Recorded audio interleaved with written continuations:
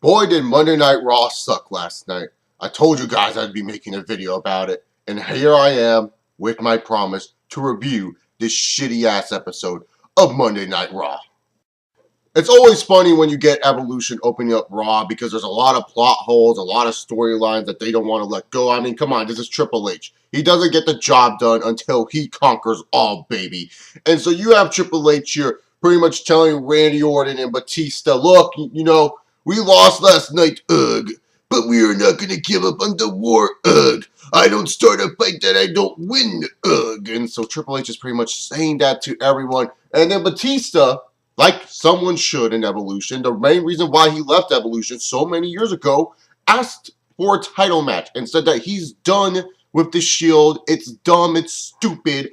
Let me go for the WWE Heavyweight title. And then I'm sitting over here saying, hello, Randall Keith Orton has his rematch for the WWE Heavyweight Championship. Well, why isn't he getting it? And then Triple H gives this dumb dick reason. Oh, Daniel Bryan's injured, so you can't face him, Dave.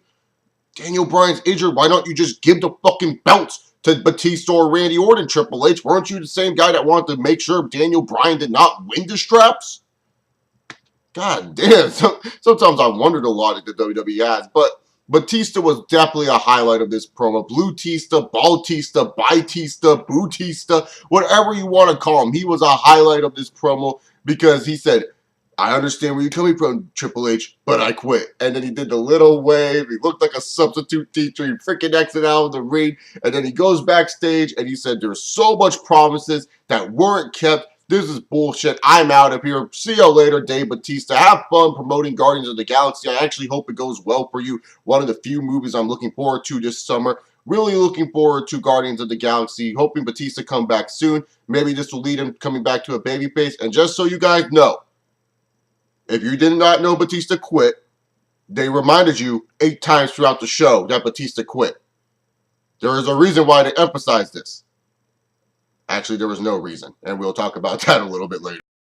Raise your hand if you want to see Hornswoggle bald. If you rose your hand, I'm sorry for you. You know the WWE is kind of out of touch at times when you know that two heels that you think get great crowd reaction, that people want to see as baby faces, they end up acting like heels. And the two baby faces, let's face it, they're boring as hell, and one of them should be a heel. And that's what you got in this tag match with Sheamus and RVD, and this made no fucking sense to me.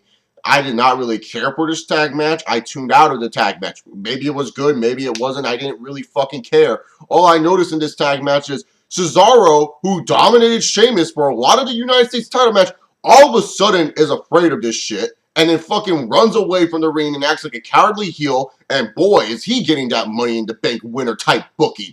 Oh, you know that.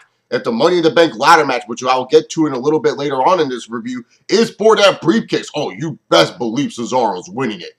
Money in the Bank booking 101 says, make someone look so irrelevant that when they win the Money in the Bank, we're supposed to be shocked.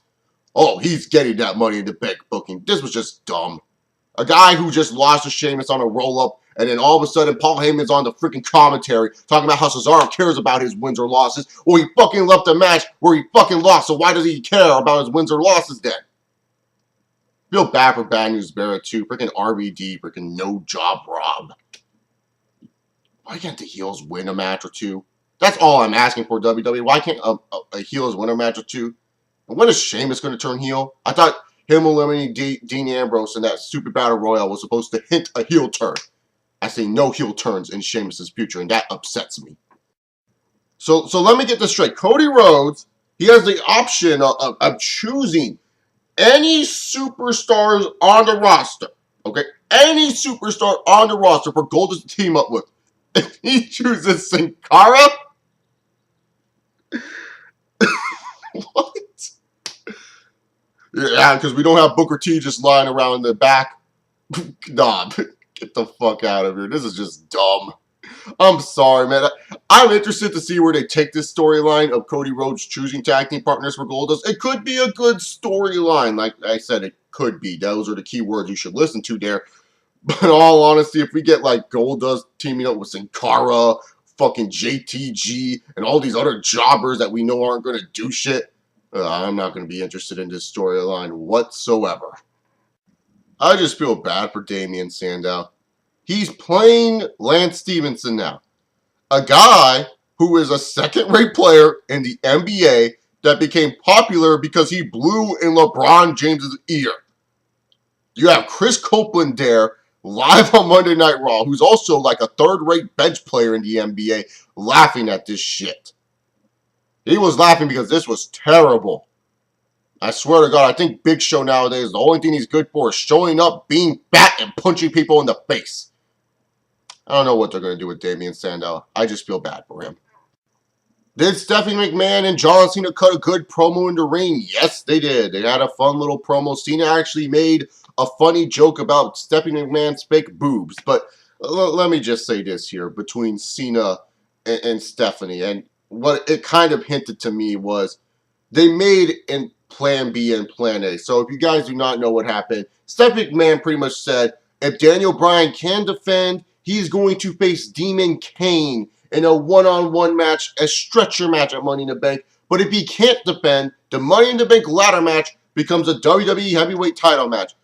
Of course, this has John Cena perking his ears up, have to come out and suck up to the fucking crowd and say how much he loves Daniel Bryan and respects Daniel Bryan and think Daniel Bryan is the man. Yeah, just talk about Daniel Bryan, John, not about yourself. Just talk about Daniel Bryan. And really, to be honest, at the same time, I would like to see a WWE Money in the Bank title match. I think that would be cool. It would take away the whole concept of what the Money in the Bank ladder match is, but it'd be cool to see, 8 superstars go at it for the WWE Heavyweight Championship. I'm not going to lie, that'd be pretty damn awesome.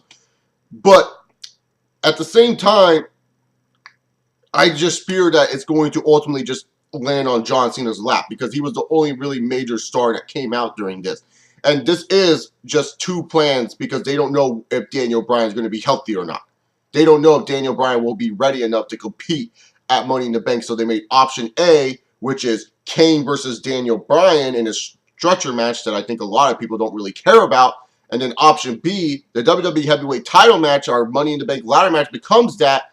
And a lot of people may be a little bit excited for, watching that match. In all honesty, anyone but Cena, for me, when it comes down to it.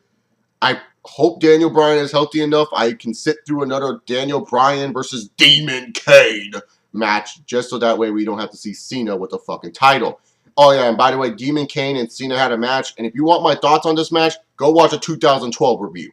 I mean, dead serious. I'm not talking about Cena and Kane again. I liked what the Wyatts did for promos. I like what the Usos did for promos. I liked the Wyatt and Usos match. Probably a nice little spot for Raw. A nice little glimmer on this Raw. Raw was complete trash tonight, but this was a nice little glimmer. And the Wyatts won against the Usos in a somewhat entertaining match. What I liked about this match the most is they didn't show off their full movesets. They didn't do every move possible. So, it gets you a little bit more excited to see what these guys do down the line, probably at the Money in the Bank pay-per-view when the Usos defend their tag team straps against the Wyatt family.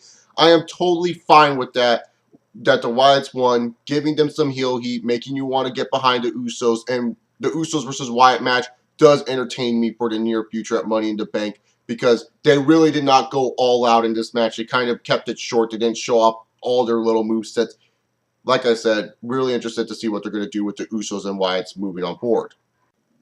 With the Money in the Bank ladder match, and the possibility of this match being for the WWE Heavyweight title, you would think the WWE would give a certain superstar that a lot of fans cheer for on a casual basis a chance in that match. And a lot of, pretty much a popular superstar in the internet. Someone that a lot of people can cling their hope to that maybe this superstar would win. Maybe a guy that, if there's a bunch of other superstars they don't like in that Money in the Bank ladder match, they still have that guy. But instead of giving that to Dolph Ziggler, instead of letting Dolph Ziggler be in the Money in the Bank ladder match, we have to push Alberto Del Stinko for like the 80 millionth time. WWE, you failed on Alberto Del Stinko. Let me just tell you this right now about Alberto Del Stinko, or Del Rio. I call him Del Stinko because he stinks. I find him boring. I don't find him entertaining. I liked Del Rio when he first debuted. I felt Del Rio, he fucked up ever since when he didn't win the title at WrestleMania 27 against Edge. That's when I said the WWE fucked up on building up a great big heel star for them and Alberto Del Rio. And then ever since, it has just been booking convenience out of booking convenience of trying to get this guy over, either as a heel or as a babyface. They've tried everything to get this motherfucker over, and it hasn't worked. They had one chance at WrestleMania 27 of him beating Edge for the World Heavyweight Championship. That would have been great.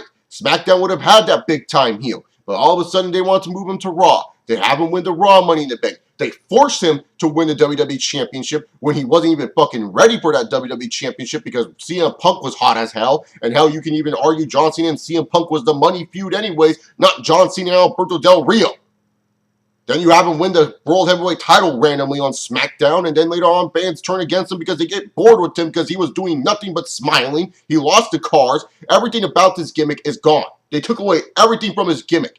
The only thing he has left from his gimmick is a fucking scarf. And I don't even know if he wears that nowadays because you can't even see his entrance on TV anymore. They took away the cars that made this guy cool. They took away his personal ring announcer. His personal ring announcer is now wrestling on NXT in a fucking Spanish announcer. They took away everything from this character. You stripped Alberto Del Rio to make him stink. And here's Dolph Ziggler, a guy that could actually gain interest in the Money in the Bank match, a guy that you would think would help the Money in the Bank match a lot, a guy who would have that awesome spot where the crowd erupts and you see him climb up that ladder looking to grab the titles or the briefcase, whichever or it is. And instead of adding interest to the Money in the Bank ladder match, you put Alberto Del Stinko in here and make this match boring. I'm sorry, guys. You guys know I'm not the biggest Dolph Ziggler fan in the world. But I thought this made no sense. I understand why WWE's pushing Alberto Del Rio. It's because he's Hispanic. And let's face it, the other two Hispanics they have on the roster right now, one of them is blowing out his left knee and the other one is just garbage. Del Rio is no better than the one that's garbage. Now, I still think the one that blows out his left knee is still better than Del Rio. I just feel bad for Ziggler, and in all honesty, I don't know how interested I am in the Money in the Bank and if guys like Alberto Del Rio is going to be in it. Chase has been bringing too much negativity on his channel. He held me back at the Payback review, but don't worry, guys. Your hero, Chase Bolivar, is here, and I will make you believe that this Raw was pretty damn good. Let me just say this. Bo Dallas, you fans are awesome. You guys were chanting, Bo Reen. Yes, that is Bo's ring. I'm glad you guys noticed that he owns that ring. And Kofi Kingston, how dare you? Be a good sport. Bo Dallas was just trying to congratulate you on a well-fought match, and you just said no to him. Kofi, maybe you just need to believe a little bit more. On to other stuff about Raw. Let me just say that. I love that Sin Cara, the good sport that he is, teamed with Goldust. I think that this is going to lead to compelling storylines, and in all honesty, I think Goldust and Sin Cara is a perfect tag team. I really do.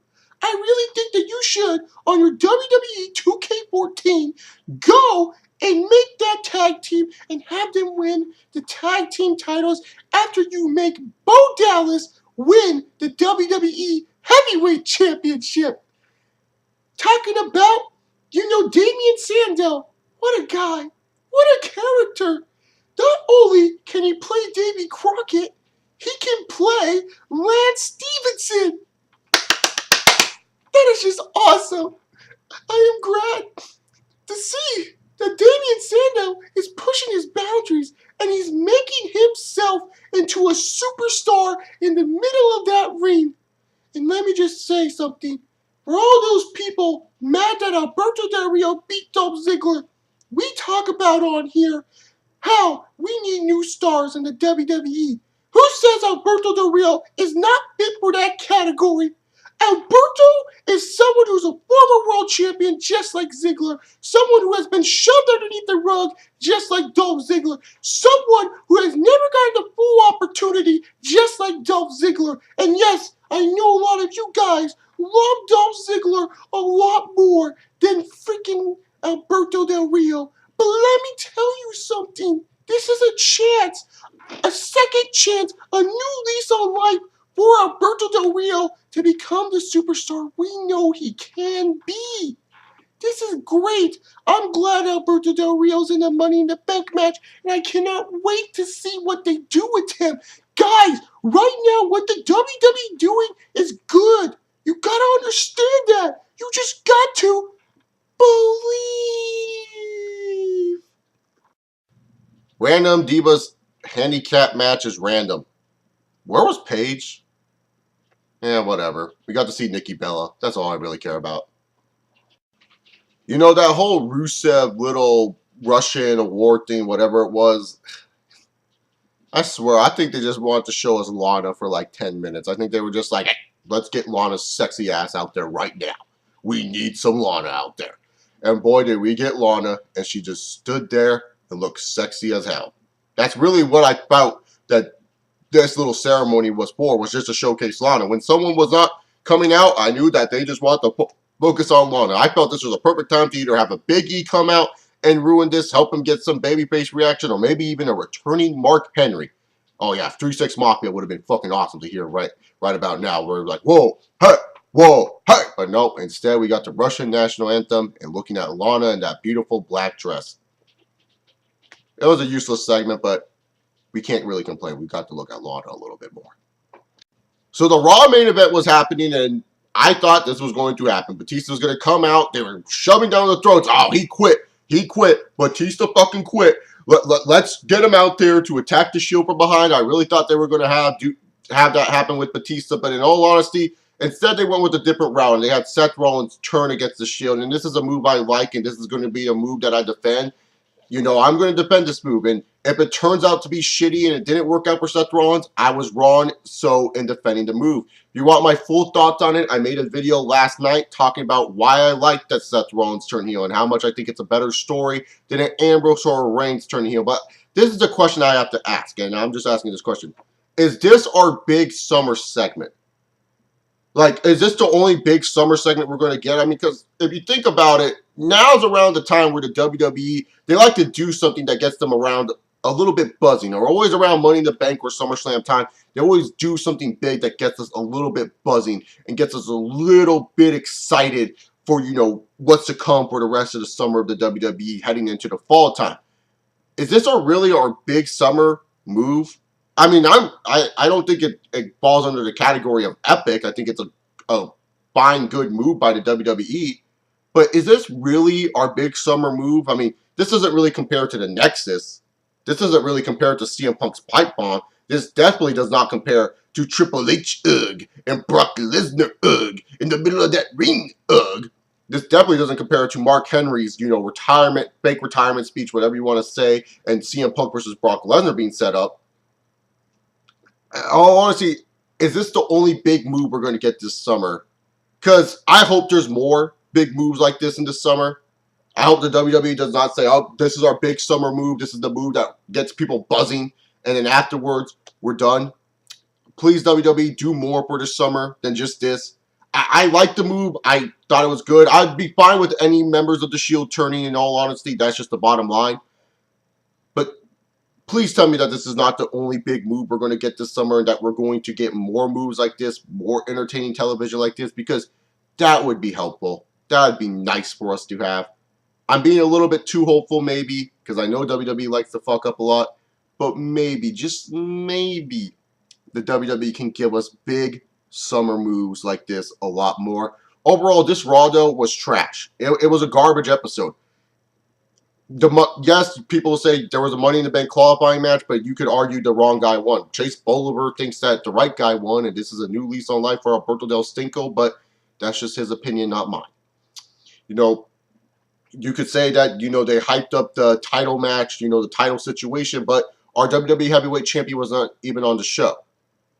I feel like the only good things on this Raw was the ending segment and the tag team match between the Usos and the Wyatt family. The rest of Raw is pretty much skippable. You don't need to watch it. Maybe if you want to watch that Cena Stephanie promo, sure, go right ahead. But other than that, rest of Raw was just skippable.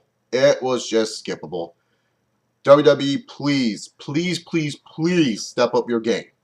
because another 3 hours of garbage like that will make me pissed off, and I do not want to be pissed off all the time when watching wrestling. I want to be able to be relaxed.